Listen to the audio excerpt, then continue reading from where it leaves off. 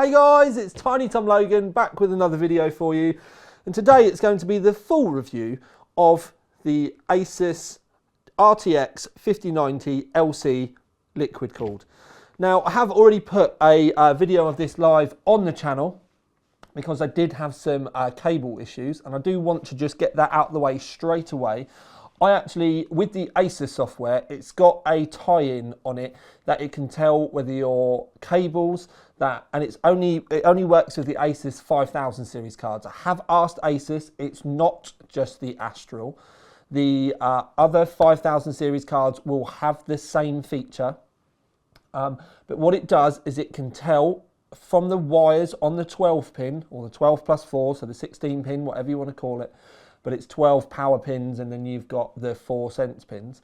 But anyway, it can tell on the 12 power pins whether they are unbalanced or not, and it will give you a reading of the amperage that goes through them. If they become unbalanced, it flicks up a little red light, and that can indicate cable problems.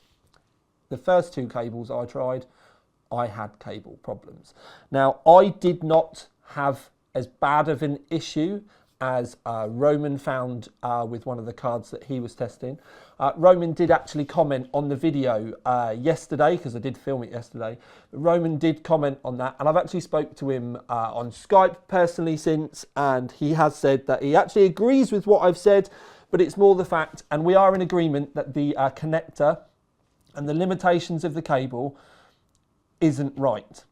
But what I was trying to do yesterday was just give you guys a way that you can mitigate any possibilities now, because the connector is not going to get changed very quick, and you might actually want a 5090.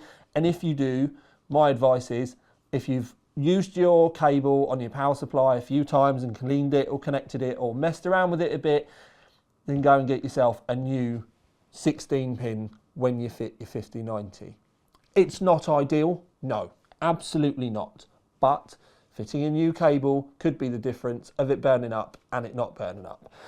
That goes for all 5090s, not the Asus one. The Asus one will obviously, in the software that you have to install to be able to tell, will actually tell you if you had a problem. I had an unknown problem with mine. It was only minor, and I think the fact it was only minor, considering I'd used that cable, or those cables, to review all the cards I ever have done that needed 16-pin connectors, is a testament to how well they were built. So fair play to CableMod for creating cables that last my abuse, because the card's connector isn't always the same way up. So I'm always twisting cables and moving them around, and they really do not have an easy life.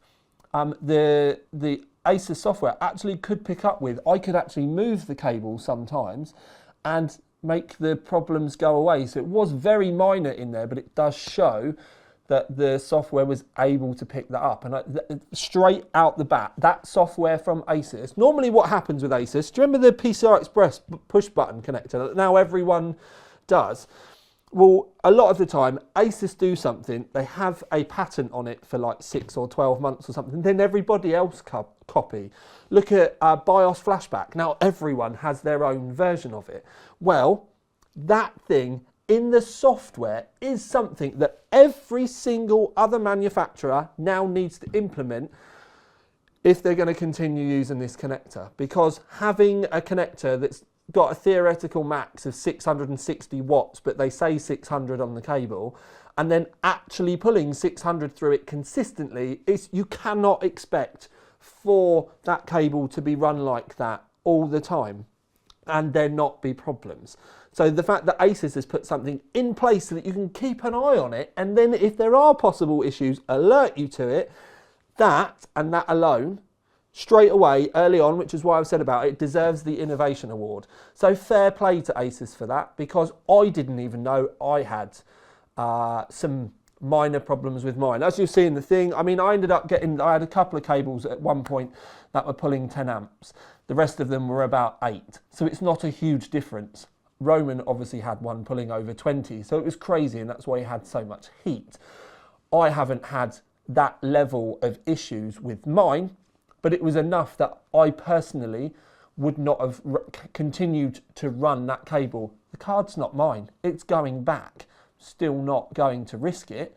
So I've changed onto the fan out cable for the video so that you can see it looks horrendous. And the reason why I've changed it to that is because I'm going to say to you, like, use the connector that comes with your power supply. If your power supply doesn't come with them, then please, you can get adapters so that they go from 12 into 4 8-pins, and that was what I was using before with no issues. It's only my abuse and the sheer level of use that my cables had that then turned into a small problem. Right. Also, I do know about people saying that the connectors sit further back. I've had no issues like that with mine. Mine all sat perfectly fine. Everything was on point. It was just internal cable breakdown because of just the sheer amount of use that mine get. Right, so we need to have a look at the fitment because a lot of people have discussed about the hoses and stuff like that. So people asked about fitment with the 5000T, and you can see that I've removed the front plastic.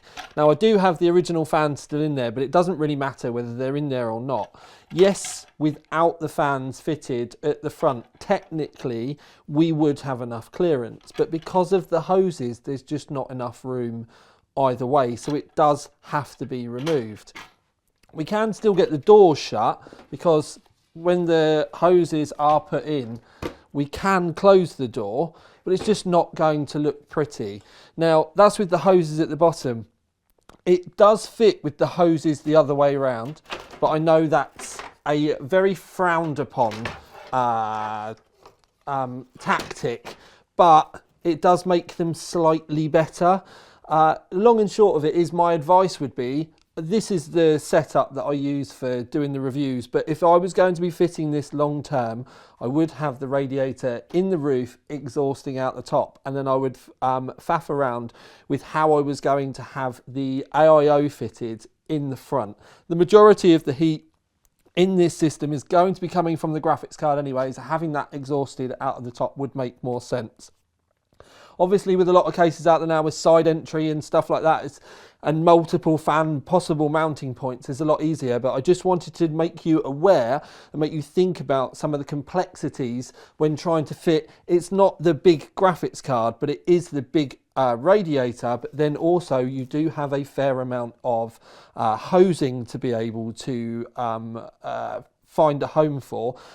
And this is one of the times I really do think that on the edge of the graphics card, 90-degree fittings here that could have been moved around to aid things would have been much easier. Only other way that you can get around it would be vertical mounting. That would make your life much easier. You'd have a much better way of routing it. But at that point, we are aware that we're going to need to be quite careful with the 5090 and what riser cable that we use. And so far, at the time of recording, the only company that I've seen publicly say that theirs is supported is Height. Also, when it comes to fitment, and another reason why I've had to leave the radiator out so much, is the connector on the end of the fans is actually screwed in and held in on the side here. So you can see I was struggling to remove it, but there is a clip. But you can remove that and pull the cable out, and then if you want, you can put the whole stack of fans completely upside down, basically. So if I was to show you now, we would take all of the fans, flip them upside down, and then the hose, or the clip, sorry, would be on the right end. And then we can have them either push or pull. But if you want to use your own fans, then there's no way that you can get this to work with it and the software within the card. So what you'd have to do at that point is wire it into a motherboard header, or, and this is the thing to remember, messily, but you would still be able to do it, just here on the side of the card, there are fan headers. So you could wire them into that, but the thought of adding more fans coming out, more wiring coming out the side of the card itself just kind of makes my teeth itch. So it's a big old card, and the radiator does make things that little bit harder. So please make sure to plan ahead, give yourself some good thoughts. I do think, as I've already said, that the roof is probably going to be the best place, and then tweak your AIO or your CPU cooling accordingly. But with something like this, you probably are, well, you're not probably are, you're going to need a fairly large case. So just think about that before you do too much. But the design of it itself, I really like the side. The fans do go into the sort of auto mode, and something that does annoy me is you get a lot of blue, then you get that little pinky purpley colour, which is the blue and the red, but it never actually goes fully red.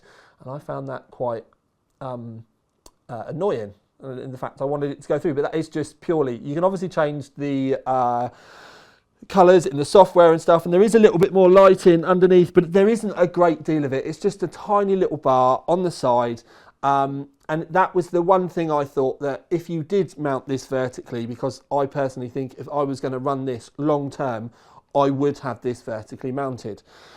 Now I'm going to bring up my overclock that you can see on the screen. One of the things I have to state as the camera zooms into me is not every card is going to be the same. So if you want to copy it, then fair enough, but it might not be stable for you. Also, you might be cheating yourself out of a better clock as well. The one thing I would say, based on my experience with this, is leave the voltage alone. Don't touch it, because when I did do the first click on the voltage, for me was 20%. When I tried that 20%, my scores fell a bit, and they never quite recovered. So I don't think you should touch it. So I did really well with mine, but it was doing better before I touched that voltage. So I'm just being very clear with you, don't touch it, leave it alone. If you're going to leave it at stock, you can actually turn the power requirement down. So you don't need to leave it at 100%. If you were to, you can hack things so you can push past 100%. At that point, you are basically overclocking the cable as well. That is a definite no-no with this. The reason that they've limited that 100% in is because this card is already out of the box running at the most that they can possibly feed it power-wise. Now with my clocks, I ended up with an average clock, which is the most important one, of around 2900 megahertz, which is enormous. But that was using OCCT, which is incredibly intensive.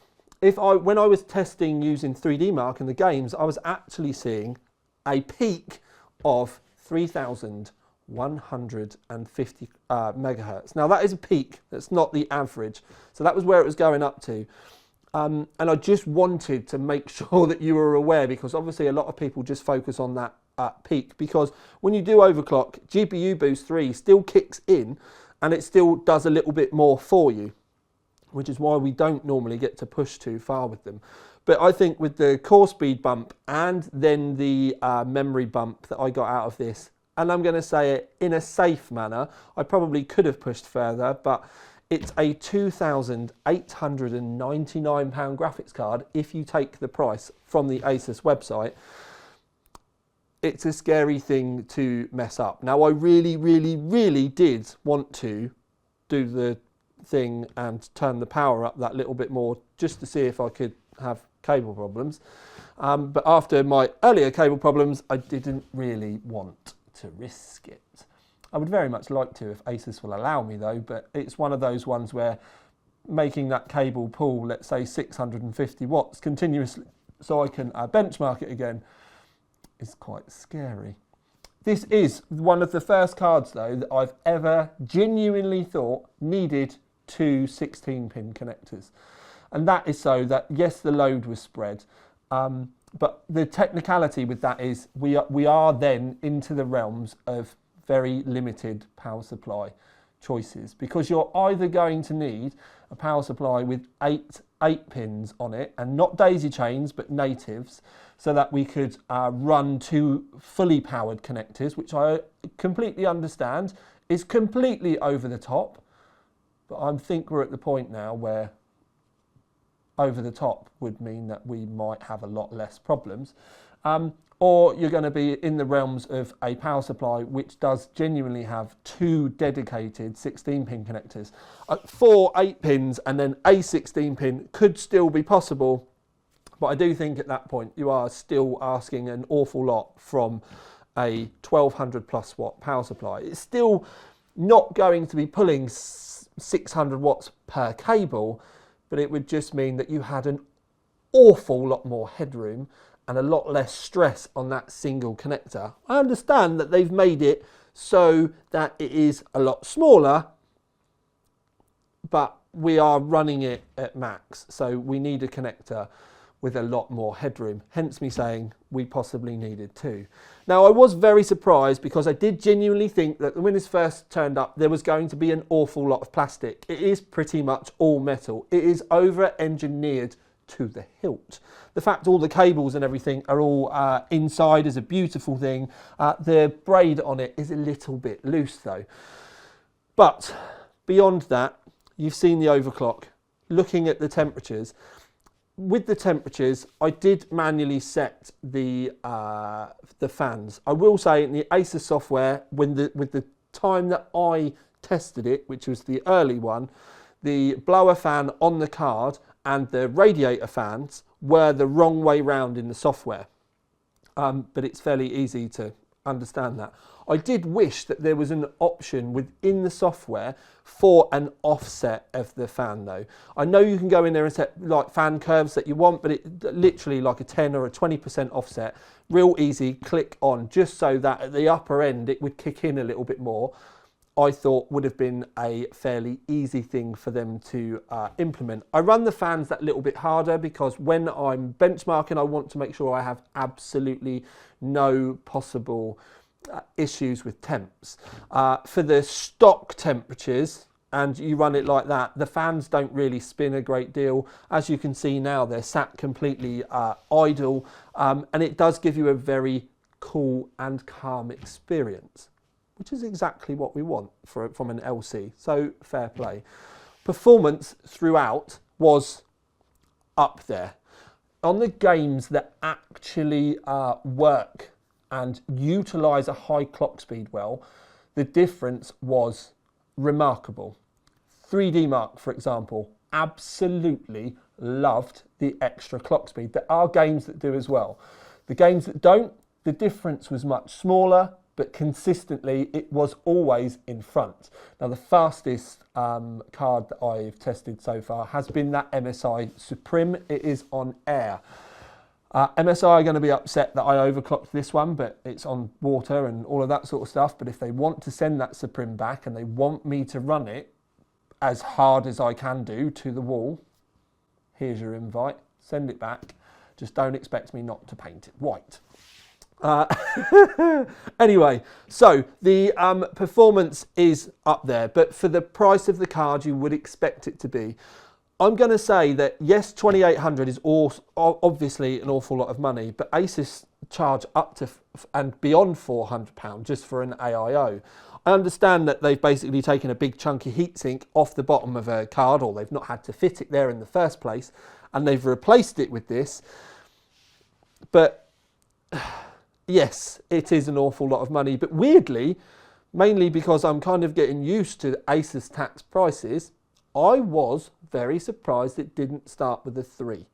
Because at this present moment in time, I don't think it would have mattered too much what price they put on it. There will be someone out there somewhere that will buy it, mainly because it might have still been in stock. But that's obviously not the best way to run your business model. But I'm just saying, I think they could have gotten away with charging more and people would have paid it because they would have just been happy that they'd got one, and it would have still been less than a lot of the scalper prices, let's put it that way. So I think 2,800 is not cheap, but at the same time, I actually think they've been slightly more restrained than I was expecting. And if you also add up the price, I know it's an AIO, but if you bought the card and you've got a native one, let's just say you found an MSRP one and then you've paid a few £100 for a block. And then once you've got the block, you need a radiator, you need hose, you need a pump, you need fans. Once you start adding it all up, it's quite expensive. And this is limited in the fitment side of it, in that you can't make it the tidiest thing since sliced bread, but it does make your life easier. So you either want water or you go and buy an air one and save some money. It's quite simple. Anyway, award-wise, the software innovation, absolutely, like, no doubt. the actual water-cooled side of the 5090 side of it, I'm just going to give it the Enthusiast Award because it is still an absolute bonkers mental price, and you would need to be a hardcore enthusiast to want one. Would I spend this much money on one of these? I personally wouldn't, no, because if I was going to spend this much money on a 5090, I'd go dedicated water cooling anyway. But if you're scared of that sort of thing and you want something that you can fit, is completely sealed and keep your mind at rest, and you're not voiding your warranty to build it, then this is the option that you've got. That's why they still kind of deserve an award for it. But that software literally is one of the best things that Asus have done in a long, long time, because it does give us the ability to keep an eye on things and monitor if we might have any problems. Yes, I'm fully on board. We shouldn't be having to do this. But for the sake of mitigating an issue that could arise with anyone's cable, anyone's system, I think it is a sign of where we need the industry to go until we get a new connector. But for now at least, this has been the insane Asus Republic of Gamers Astral liquid cooled reviewed, and this has been a very stressed but happy Tiny Tom Logan out. Ding! Love you, sis.